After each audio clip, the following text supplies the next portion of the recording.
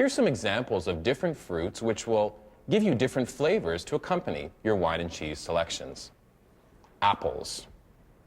I'm sure you've heard all of the age-old expressions. An apple a day keeps the doctor away. Who knows what Adam thought when Eve handed him that first tasty and tempting apple.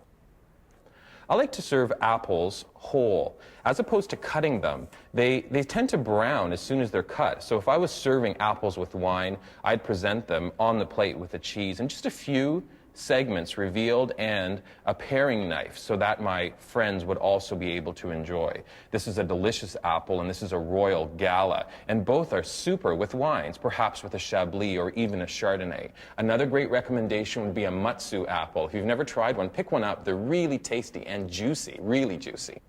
Pears are also a wonderful fruit to accompany wine and cheese. This is a Bartlett pear and this is an Anjou.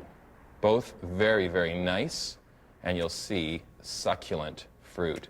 Again, as I cut them, I like to serve them with just a slice and a paring knife to the side. Sweet plums, nothing like them. This is a soft plum. It's well ripened, and this is the type of plum I would serve perhaps with a Pinot Gris.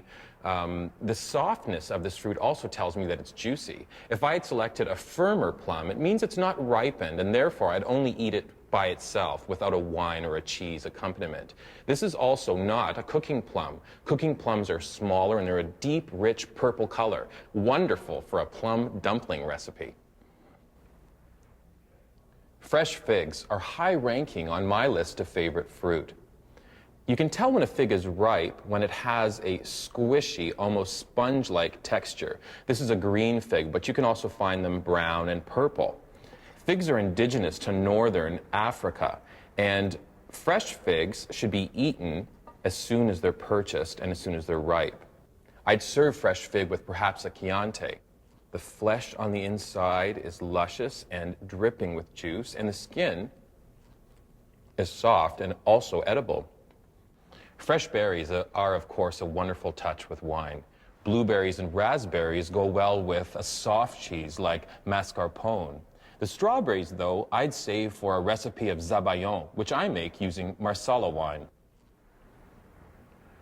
Grapes are not only the principal ingredient in making wine, but they're also a wonderful accompaniment with wine and cheese. There are basically three types of table grapes. The first is called Labruscan. Labruscan are seasonal grapes. They come in a rich red color. They don't last as long, and they're only in season for about 4 months. Varieties include Concord, Delaware, and also Ontario. They're very sweet in flavor. The second type of table grape is called vinifera. These are easy to ship and they last a long time at your local grocers. The varieties include Olivet, Thompson Seedless, and also a Ribier Black. And the Ribier Black is virtually a black grape. It's such a wonderful deep color. The last type of grape is called muscadines. Kids out there are probably going, he's talking about raisins, and you're right, I am. These are black Corinth, which make nice brown raisins. You can also get golden muscat, which make yellow raisins.